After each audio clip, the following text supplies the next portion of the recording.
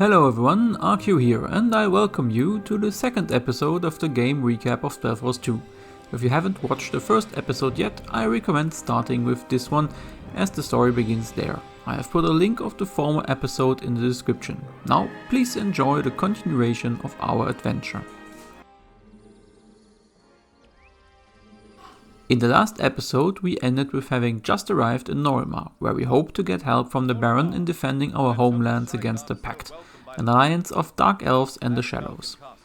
Unfortunately, the army we raised does not seem to be able to follow us through the portal, so we have arrived with just our heroes Boar and Lyra and our companion Nightsong. Upon entering the lands of Norimar, we almost immediately stumble upon some undead skeletons. We managed to find some paladins who are equally cut off from the town and are tasked with clearing the lands. What is going on here, soldier? A lawless necromancer has opened the vault of the undead. His adepts have banned our holy fires everywhere. Without these fires, we have no protection against the undead in the vault. Each of the fires is banned with a spell by an adept. If we manage to kill him, the fire will burn again. Can you see the fire tower up there? There is one of them. If you are a friend of Norimar, then help us to defeat him. Obviously, we don't need to be told twice, and as long as there are undead to re-kill, we are eager to take on the task. Yet, after having lit the fire, we suddenly get asked to rekindle even more flames to drive out the undead. Greetings, your Typical. lordship. I have lit the fire. The light is with us again. But only when all the watchfires on this side of the mountain are burning again can we return home. Light the 3 remaining fires on the way to Falcon.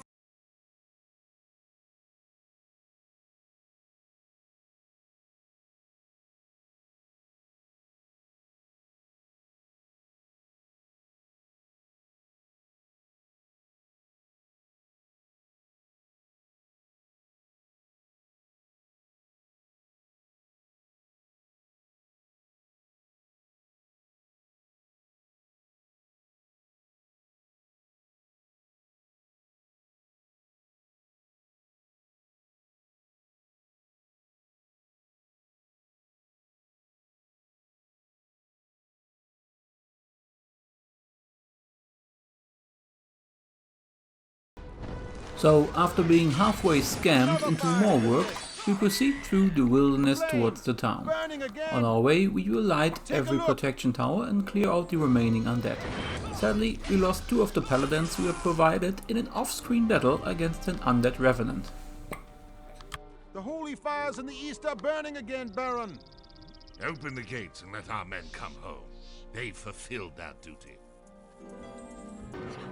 Just when the Baron has opened the town gates and we are heading towards it, we stumble upon a dark secret of the paladin Rodgar, which we have just met earlier.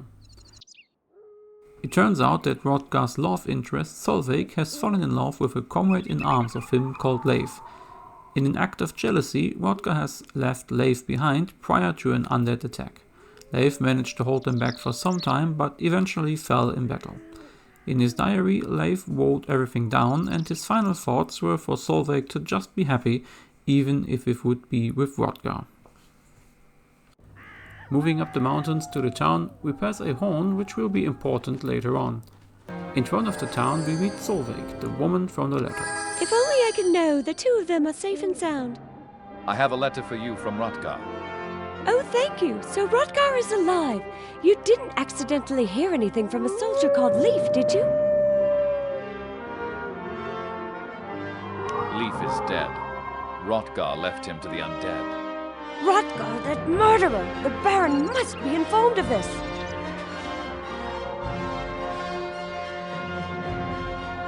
I will tell the Baron. Rodgar will have his punishment.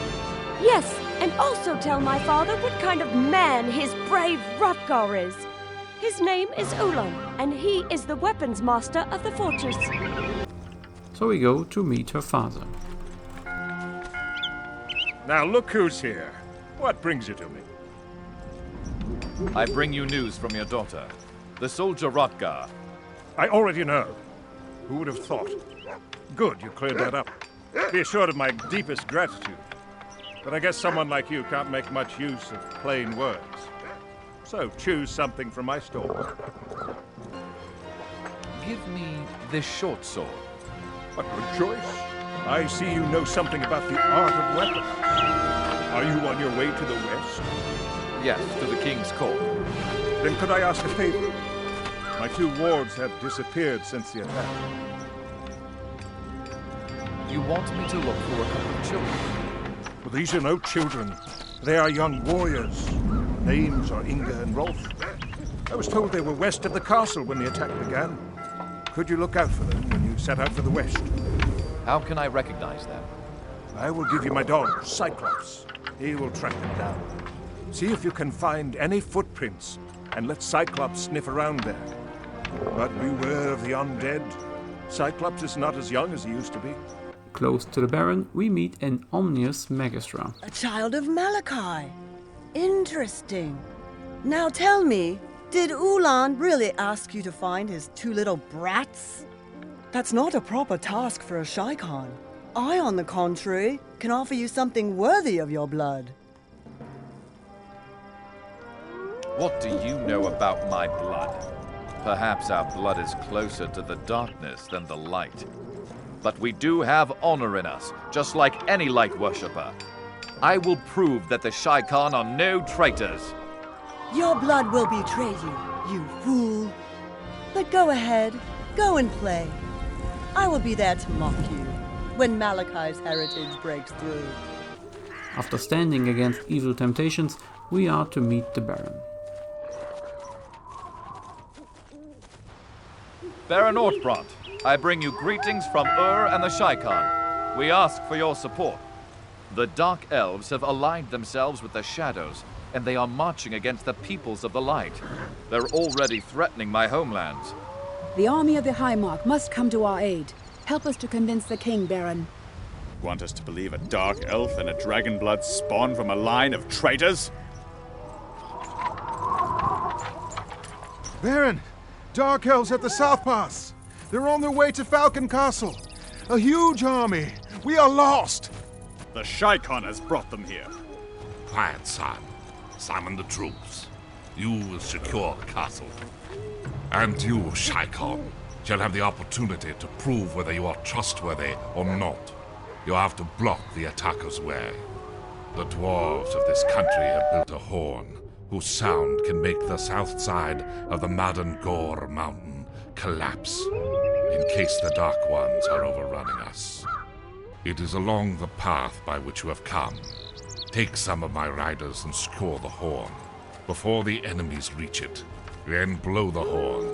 The avalanche of rocks will block the enemy's way.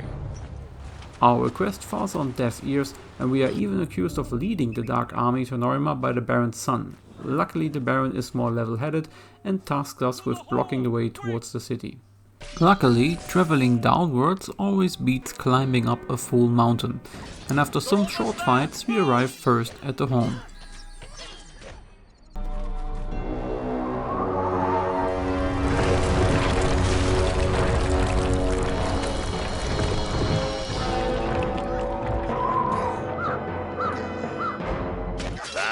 The mountain is caving in.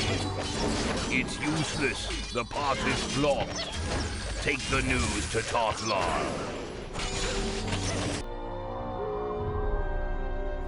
We return with news of our success. Be welcome, Shaikhan. The South Pass is closed, Baron. Well done. That will stop them. You have proven yourself. Take this letter to the king. It will confirm your trustworthiness. My son, Folkmar, will accompany you as an advocate. Thank you, Baron. We have to go to the king immediately. If the Pact is already here, that means my homelands are already under siege. But first, you're going to accompany a supply unit to Lyrane in Rushwater Downs. There, talk to Matricus, a master of the Order of Dawn. In case the Shadows are indeed involved, you'll need the Order's support. But the supply unit has to pass the Vault of the Undead.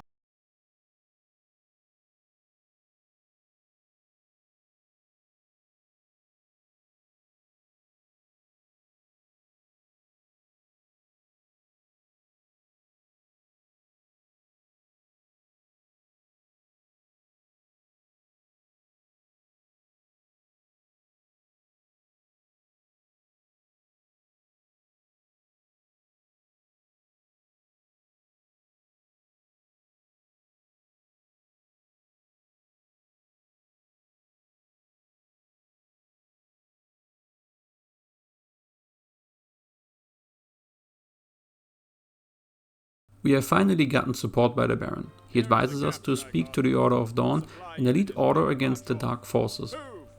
They reside in Rushwater Downs.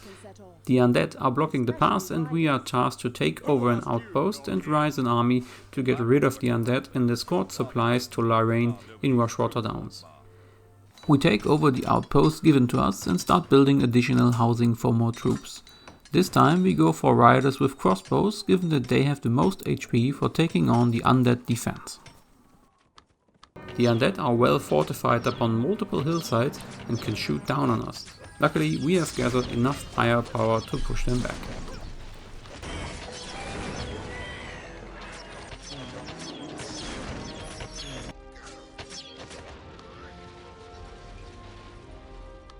Upon pushing through, we happen upon some undead scouts which try to alert their master to our presence.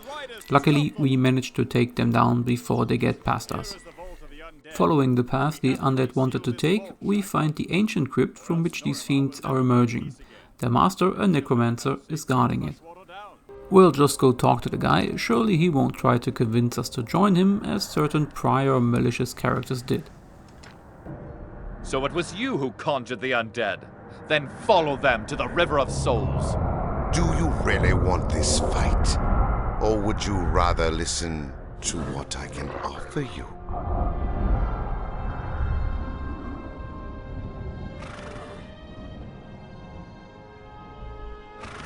What is it that you have to say, sorcerer? If you spare my life, then I will let you seal the vault. And moreover, I offer you membership in a selected group of enlightened people that will soon be as powerful as the Circle itself. So what do you say?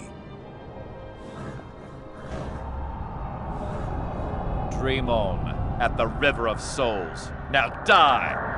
With the necromancer gone and the crypt sealed off, we can finally continue to Rushwater Downs. Before we go on, we will still look for the lost wards of the Weapon Master Uland, which he has given us his dog Cylops for.